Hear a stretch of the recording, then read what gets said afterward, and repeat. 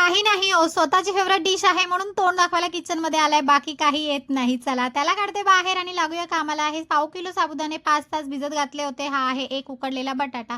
त्याचबरोबर आहे थोडीशी मिरची, कोथिंबीर आणि शेंगदाण्याचा कूट.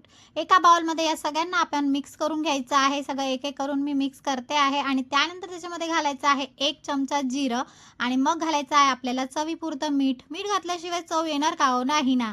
त्यामुळे चवीनुसार मीठ घाला आणि मस्तपैकी त्याला स्मॅश करायचं आहे अगदी एक जीव होईपर्यंत आणि त्यानंतर अर्धा तास असं फ्रीजमध्ये ठेवलं पाहिजे आणि म्हणून मी असं झाकलं आणि फ्रीजमध्ये ठेवलं. त्यानंतर ते काढलं होतं बाहेर आणि हाताला असं तेल लावून घेतलं आहे आणि छानपैकी त्याचे असे गोले करून घेते आहे बघा.